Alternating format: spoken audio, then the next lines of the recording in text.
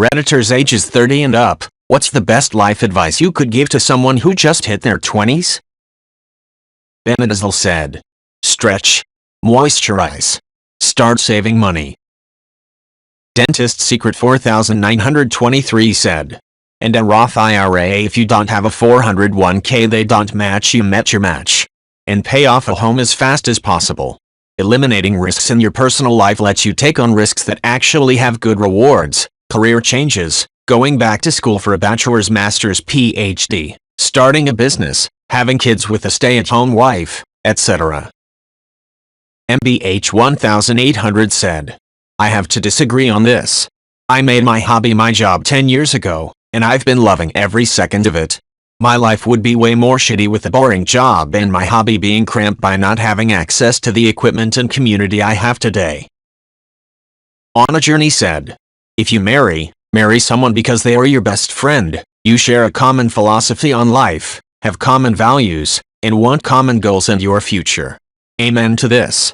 Also, don't marry them primarily because they have money, material assets. If a couple has common values and life goals, they have a good chance of overcoming differences that come up between them. If a couple does not have common values, there is pretty much no chance of a good long-term relationship. Crawlbun said, I recommend hitting brakes on marriage too, thinking specifically of the people I knew who met their sweethearts in college, engaged by senior year, married right after graduating. So much happens and changes in your 20s. I was a different person in a totally different place when I was 18-20 and then again from 20-22 and beyond. If you're with a person you'd like to marry, I'd recommend waiting at least 2 years out of college before getting engaged. Zazulkdizel said, I'd like to add a bit to this. You're right, don't marry just based on looks, but it's not the best thing for everyone to have a best friend spouse. Naturally, I am very close to my spouse, but I had a couple of best friends before we met and I did not demote them just because I got married. A lot of my social life includes my partner, but not all of it, and it's reciprocal. For us, that's healthy. Also, we don't agree on everything, and our philosophies on life are far too nuanced to overlap completely.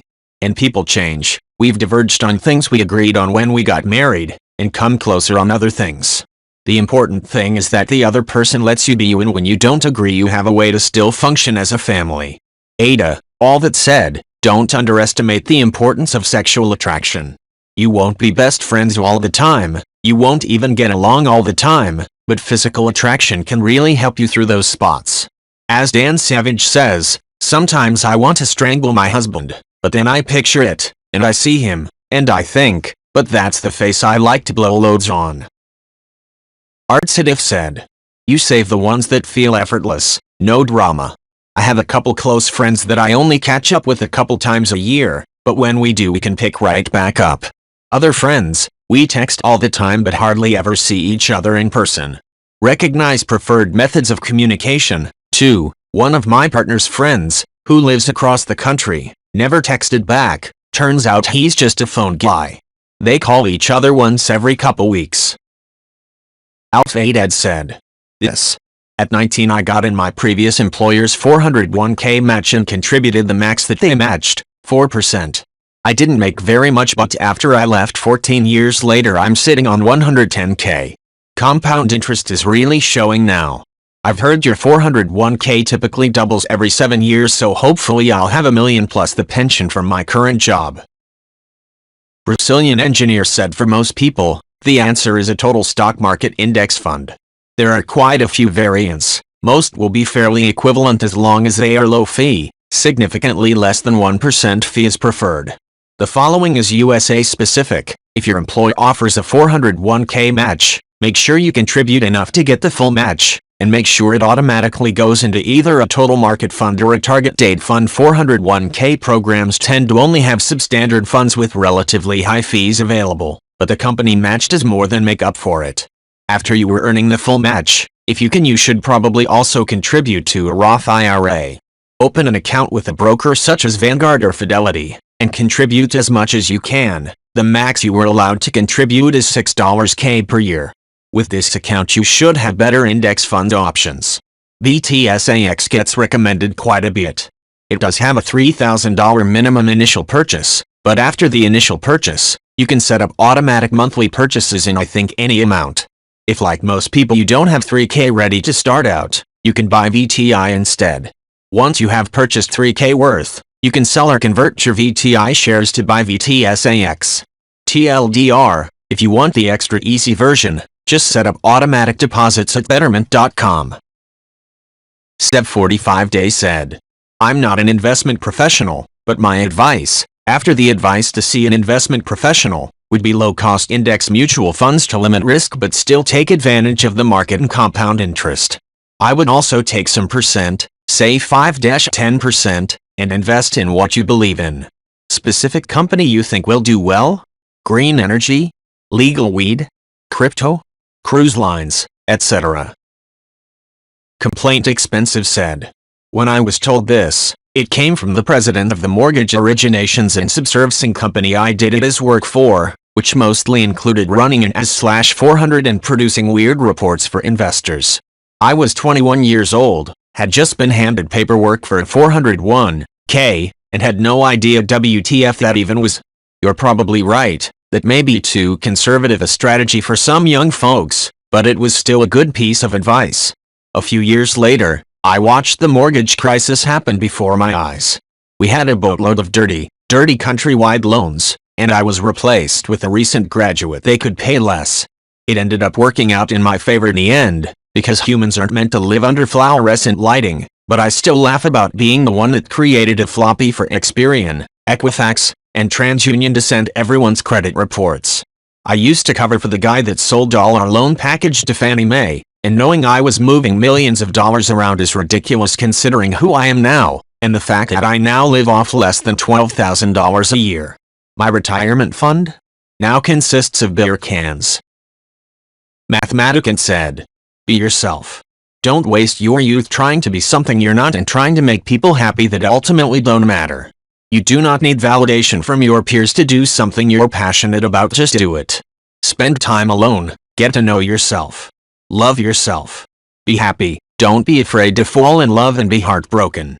Heartbreaks of the ability teach us the greatest lessons in life. Edit. We guys, thank you for the awards and upvotes, you all are awesome, Eiley. Mathematician said, I'm okay. I think the first part to accepting heartbreak is understanding emotions. We often forget emotions are just emotions. They are meant to be felt. You don't necessarily have to do anything with them, unless you really want to, but it's okay to feel sad just as it's okay to feel happy. Not every love we come across is meant to last forever. This is also something we must accept. It's better to have loved than lost than to never have loved at all. True statement. Be grateful that you are able to experience these emotions with someone. BC, not everyone can. These are just heartfelt comments from my experience. I hope it helps. Amanda B8 said, I think of love as puzzle pieces. Maybe you click together with someone perfect, but your patterns don't match. You have different life goals, likes, dislikes, personalities. Maybe your patterns match, part of the same puzzle, but you don't click as lovers. Maybe you can force that puzzle piece to fit together, bend it a little, shove it in, but it won't be perfect and will always be off. Accept the pieces that aren't your match. Grieve them, but know that you're better off finding a match that fits you easily without force. Connoisseur of Danger said, you can still eat those as long as you have some fruits and vegetables for with other meals. A balance between nutritious and enjoyable is the real healthy. Source, I lost 60 pounds from age 20-23 just by removing the shame from sometimes eating what I wanted that wasn't nutritious and also eating nutritious things in ways that I enjoy. I still keep a few different flavors of ice cream in hand at all times, but I've maintained my weight loss for 2 years. Complaint Expensive said, take care of your fucking teeth. So many people my age have mouths straight out of an anti-meth commercial, and you don't know whether to smile or kick a field goal when you see them. Basic maintenance is important. If you don't have insurance that covers regular cleanings, look for a sliding fee scale clinic or a school with a dental program. I used to pay $35 to get my teeth cleaned and a set of rays at a college, who used the procedures to both train and grade prospective graduates. Dental pain is a whole level of hell that Dante forgot to write about, and you don't want to have to deal with that shit. If you do end up with tooth pain, because you didn't listen, remember that you want eugenol, aca clove oil. Now, Go brush your teeth. Edit looking for a clinic with a sliding fee scale? Dial 211 to get connected to United Way's first call for help. Give them your zip code and tell them you need assistance finding a free or low-cost dental clinic in your area. Complaint expensive said. Try calling 211. That number is good for anything from finding medical care or food, to rental assistance or free furnishings for a new apartment. You don't know unless you ask. I'm pretty sure they have a website you can search for info, too, but I prefer a live person who actually knows who's worth calling. Plus, they can help you get the almighty referral if need be. Got a friend struggling in a city far away, and feel helpless to assist them? Tell them about 211. That shit has literally saved my life in multiple cities and states. I turned 40 this year, but I got lucky genetically, and it's the only reason I don't have the dental problems most of my peers did. I wish someone had told me to take better care of my teeth 2 decades ago. T-Rex and Trux said. In the US, dental insurance sucks. Even good plans suck. I myself didn't have dental for a long time and avoided the dentist like it was my job. Paying the hundreds of dollars out of pocket for anything other than a routine cleaning was not in my budget. I finally got myself a good paying job where I felt comfortable enough to go back to the dentist and see what's been going on in my mouth. Within a year, even with a good dental plan, I was already up over $10,000 in dental bills. Brush your fucking teeth, y'all. AskReddit said. Learn to say no with confidence. Take more risks. Pull the trigger. Turn your weaknesses into strengths. Learn to negotiate with politeness. Forgive yourself. Don't compare yourself to others. Don't be afraid to change directions. Don't rack up debt. Don't burn your bridges. Try to avoid thinking of your 30s as some kind of stopping point for fun things. Do not spend one more minute of your life with someone who makes you feel like you are less than you are. Take care of your body. Don't get caught up in the cycle of buying expensive things to keep up with the Joneses. Build upon friendships. Don't rush to cram stuff into your 20s because you think you should. Lord Fluffy said. It goes faster than you think, so if it seems like it's too late, it's going to take a long time, do it anyway. Take the class. Put aside $10 a paycheck for the dream trip. Pick up guitar even though people half your age are twice as good as you ever think you will be. Also, it all goes away faster than you think, too. Don't get attached to things. Don't be afraid to get attached to people and let them know it. You will regret that which you chose not to do more than the errors you made doing things. Companion to both of the above is don't be a dick. Think of others and how your actions will impact them. The best reason to do something is that it will make someone's life better. The best reason not to do something is that it will be needlessly hurtful. Don't do that last one if you can avoid it. Zerby said. Save at least 10% of your income starting now. Do not touch the 10%, get with a financial advisor who can best help you set up some savings. The first goal is to be self-sufficient for a 6-12 months if you ever find yourself unemployed. The second goal is to one day be able to retire and be financially independent. The younger you start the better. I wish I knew this when I was in my 20s. Take good care of your credit. It's very easy to fuck it up. It'll take years to fix it if you do. Good credit is everything if you want to buy a house or drive a nicer car. Also means you'll be able to afford to treat yourself now and again because you can just put it on your low-interest credit card and pay it off later. Pay your bills on time every month. Uptown Shenanigans said. This is my own personal anecdote, but if you have any problems with anxiety, don't become a regular weed smoker. Paraphrasing a famous speech from South Park, weed is awesome because it makes you okay with being bored. I've always had problems with anxiety, which has stopped me from doing things in the past. Not saying yes to a lot of great opportunities simply because my anxiety made me feel uncomfortable. Weed was my godsend for anxiety because it made me totally okay with bailing on everything. I just smoke and play video games. I missed an entire decade of my best years because I smoked constantly. I don't even remember those years anyway. Maybe if I didn't smoke I would have pushed myself further out of my comfort zone just to not be bored. Just my 2 cents. Cannabis is fun, and I'm not telling anyone to be abstinent. Just be careful. Edit. I feel an example will help. When younger, my buddies all played different instruments and I was offered to be a rhythm guitarist in their new band. I was terrified my friends would think I wasn't as good as them, so I turned it down.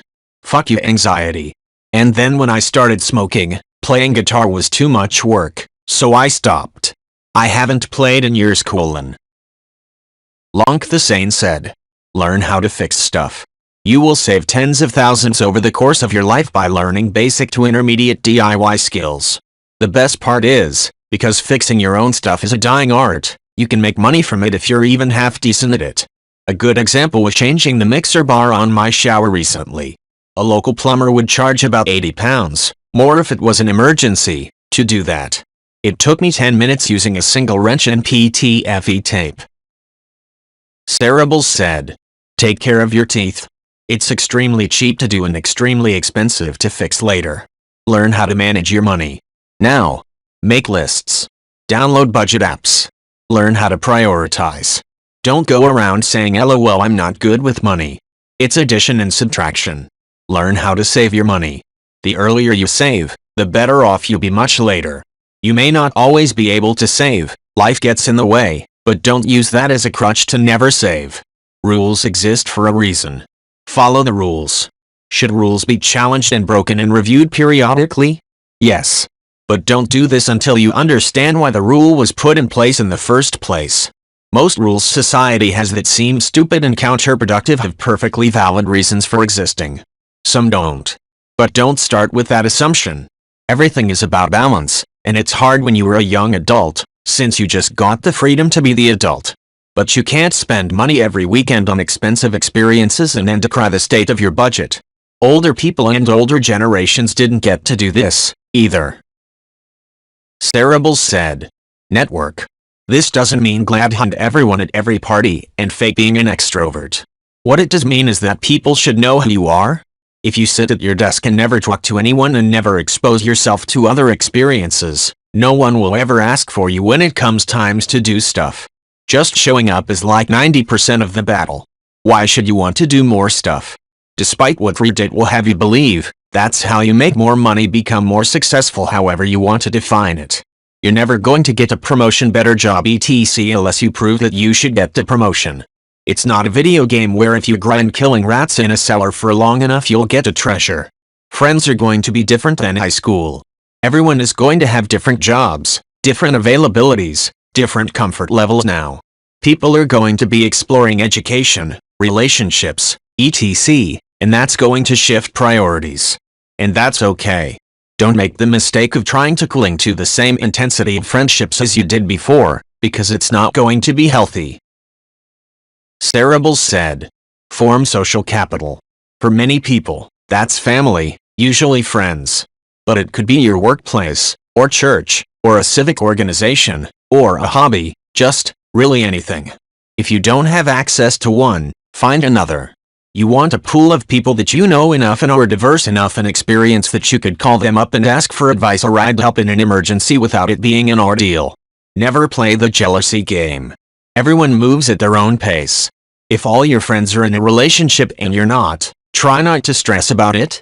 Easier said than done. But adulthood isn't like school where there's stratified timelines for when you drive, graduation, etc. I know someone reading these might find it a little too conformist. But the fact is that conformity exists for a reason, and it's a collection of by far the most productive ways to behave.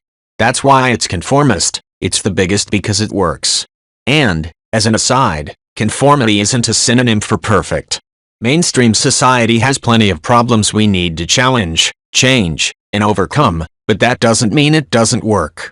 It's just in a constant need of maintenance as society is constantly changing. Rejecting it wholesale misses the point. And you don't have to. If you don't like what conformity has to offer, don't do it. But if you choose not to, then don't expect society to give you the same rewards as someone who follows the rules. Punk Rock Makes Me Smile said. You are a full adult, equal in status and worth to any 30, 40, 50-year-old around you. Age and experience provide some value that you don't have yet, but by the time you do you will likely have lost the value provided by energy and fresh-faced enthusiasm.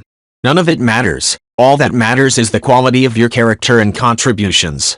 I applied for and got my first ever real promotion when I was 27, because in my early 20s, I just didn't feel like an adult. I didn't feel like a part of that world. I thought I'd look like a clown asking for more responsibility, expecting other people to actually rely on me for stuff. The girl who welcomed me to the new department was like 21. It was a wake-up call. Thunder Intus said, "Walk. Get off your butt and go for a walk. Every day if you can, or at least several times a week. You don't have to be a runner, but you really need to get off the couch, away from the TV gaming console, and go outside for at least an hour. I'm 64 and I've been a walker all my life. Started walking a mile to school because I didn't want to ride the bus. Went to a large university where lots of walking was a necessity. And simply continued as I grew older. Now I see all the fat-ass people in Walmart, and the people on oxygen and sitting in wheelchairs, and of course I don't know how they came to be that way.